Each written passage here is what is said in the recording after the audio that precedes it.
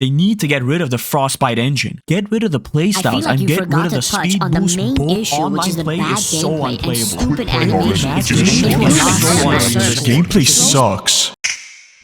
FC25's gameplay is in its worst state it's ever been, and no patch or promo can fix the mess EA have made. Skill is barely half of the equation to win games. The rest depends on how close you are to the server, broken animations, and the infamous dynamic difficulty adjustments. And if that's not enough to make you smash your controller, you're forced to relearn the meta every year just to survive the sweat-soaked online experience. It's no wonder casual players are ditching Ultimate Team for single-player modes, or quitting the game entirely. None of the shiny new promos, graphics, and stadium customizations matter when the gameplay itself is absolute garbage. In this video, I'll be breaking down exactly why FC25 feels so broken, from its clunky engine and rigid meta, to input delay and the surge in hackers. But before we get started, please leave a like and subscribe to help with the algorithm. And now let's jump into it. On September 27th, 2016, EA made a major shift, ditching the Ignite engine for Frostbite. This brought better lighting, cleaner rendering, and the foundation for the journey. EA's attempt at replicating NBA 2K's story mode. That flopped hard. But EA kept updating the Frostbite engine, adding more animations, mechanics, and gimmicks every year. At first, the new engine's evolution was promising. Timed finishing, player locks, and slicker animations raised the skill ceiling of FIFA. But with each yearly update, gameplay got slower, heavier, and more RNG riddled. By FC24, EA's newly updated Hypermotion 5 brought 11,000 new animations. But FC25 cranked it up to 1.2 billion animations. And we all know losing a few consecutive 50-50s can have your controller fly out the window. The irony? Older FIFAs with fewer animations and less realism had players engaged for longer. At some point, chasing hyper-realism takes away the flavor of the game. Unfortunately, the bloated engine isn't even the worst part about FC25's gameplay. In 2016, EA patented arguably the scummiest system in gaming history: dynamic difficulty adjustments. DDA uses AI to analyze your session, your wins, losses, score margins, actions per minute, and silently tweaks things like shot accuracy, tackle success, goalie reactions, and player positioning mid-game to keep the game engaging. EA claims it's only in the offline modes, but if you've played FIFA long enough, you know damn well that's a lie.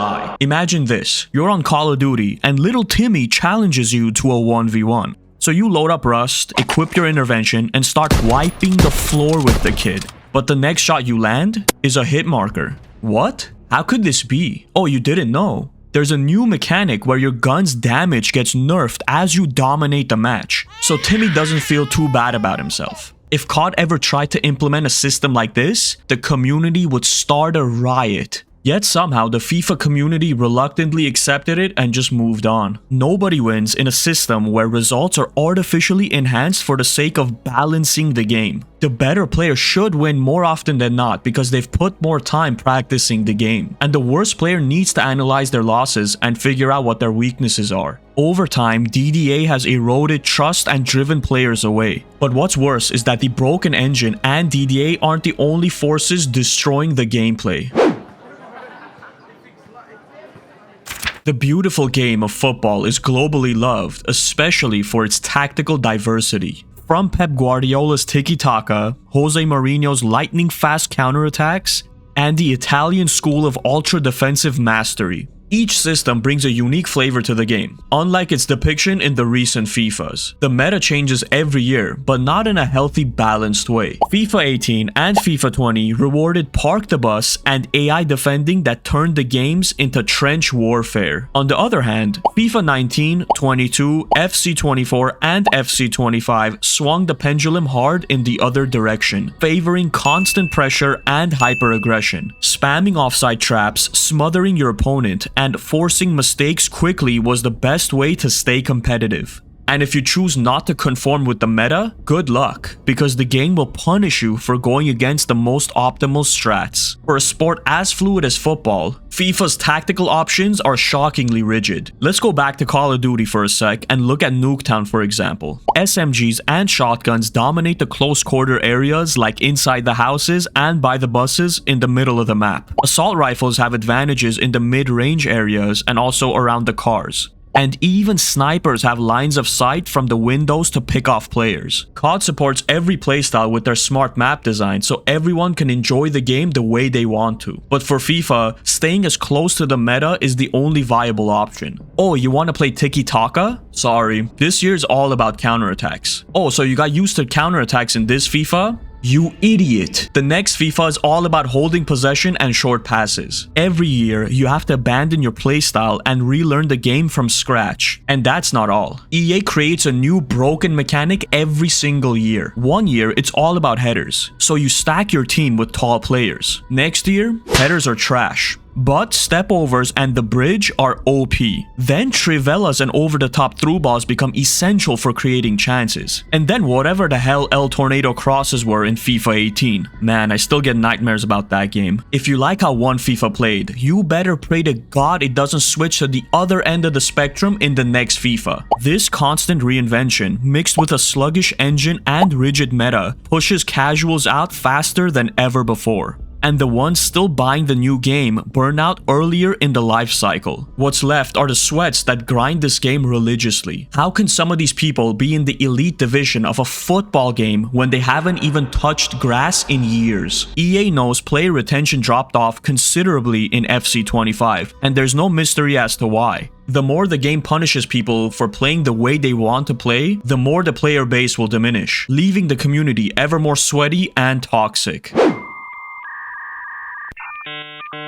The responsiveness of a game as fast-paced and competitive as FIFA is essential for the player's experience. But when your pass takes 2 whole seconds to register in-game, you might get a strong urge to destroy your entire gaming setup. Input delay causes missed passes, botched shots, and delayed tackles. All because EA servers are held together with a paperclip and a prayer. You could be running fiber internet with 5 ping and still experience some input delay. And this isn't new. Everyone has experienced a match where their players are stuck in quicksand while the opponent's players are zipping around and intercepting every pass. There are many reasons someone can be experiencing this. Overloaded servers, high ping, and your distance to the servers itself. Here's a map outlining all the FIFA servers in the world. If you don't find yourself near one of these points, well, you're shit out of luck. You will definitely experience more input delay compared to an opponent that's closer to the server. You can't time your shots consistently, you can't dribble properly, and God help you if you try to tackle inside your box. This, coupled with heavy animations, causes a lot of headaches for dedicated fans, as they need to slow down their inputs to match the speed of the server. Some of your inputs could be outright ignored if there's a lot going on. It's not just annoying, it's unfair. Competitive integrity goes out the window when half the outcome is based on factors you can't control. Until EA commits to investing into more servers and better infrastructure, the delay won't go anywhere, and neither will the frustration of the community. I've had sessions where I play 2 games of Rivals and immediately turn off my PS5 because the servers are way too heavy. It's insane how EA allowed this level of server degradation for their biggest cash cow.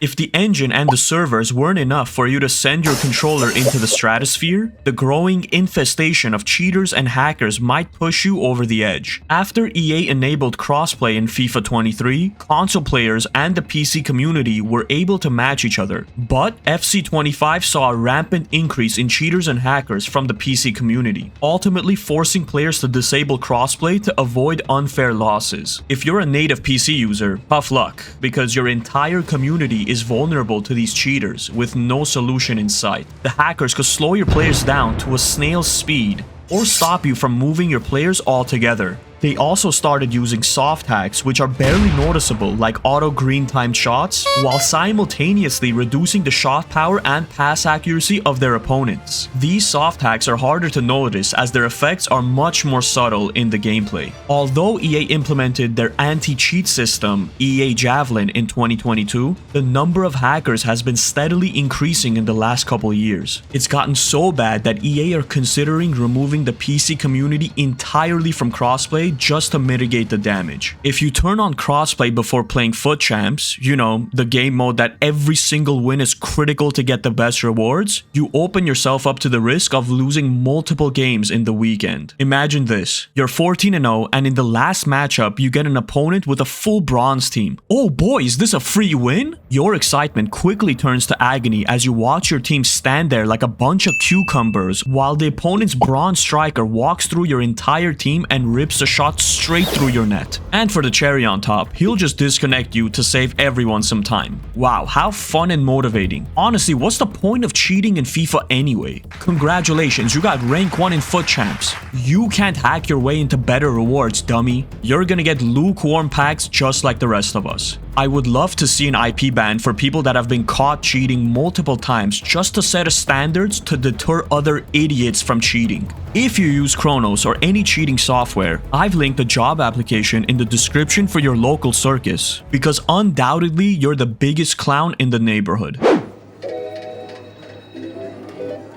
EA has the keys to the world's most beloved sport, but instead of protecting its integrity, they've been milking it to its last penny. And now their carelessness is finally catching up with them. Rather than fixing the bloated engine or investing in better servers, EA has gone all in on what really matters to them: Ultimate Team and selling packs. But here's the thing, if the gameplay is a chore to play, I don't care if I have a full team of icons or team of the year players. It's still garbage. Each year, the number of promo teams with higher ratings have been increasing astronomically. In FIFA 19, there were around 120 90+ rated cards by the end of the game's life cycle. But in FC25, we've already passed 690+ rated cards, while still having 4 months left until FC26 comes out. I wouldn't be surprised if EA released the first 100 rated card in the near future. The hyperinflation of FIFA cards seems like a smokescreen to distract the community from how bad the gameplay actually is. Be quiet and focus on the rewards, kid. You might pack R9. Back in FIFA 18, we were still using gold cards during Team of the Season. Now, if you have a 90 rated team, you're far below average. Let's be totally clear, DDA has to go. It's not rewarding and it teaches players absolutely nothing. Rocket League, CSGO, Valorant, and Call of Duty don't have a system that adjusts variables mid-game. The only thing that gets affected in these games is your elo after a win or loss. Which also raises the question, why does EA not let you see your elo until you get to the Elite Division? I've seen many creators have to message their opponents to see what rank they are in Foot Champs or what division they are in Rivals. And the gameplay has been in such a dire strait that the esports community is absolutely dissolving for FIFA. EA is so desperate to get viewers for their esports events that they're bribing Ultimate Team players with packs if they tune in. Here's what I see for the future of FC. The game will continue down the same downward trajectory for a year or two. Then after a significant drop in the player numbers and revenue, the shareholders will start sweating. That's when EA will have to hit the panic button and listen to the community complaints. Hopefully, some real competition from other football games like eFootball and UFL can light a bigger fire under EA to get their act together. Now I want to hear from you. What do you think is the biggest issue plaguing FC25's gameplay? Do you like the game speed and the meta of FC25? Also, are there any topics that you want me to touch on in a future video? Drop a comment down below because I would love to see everyone's responses. We'll be ending the video on that note, and if you haven't already, please leave a like and subscribe if you want more deep dives like this. Thank you so much for watching, and I'll catch you guys next time.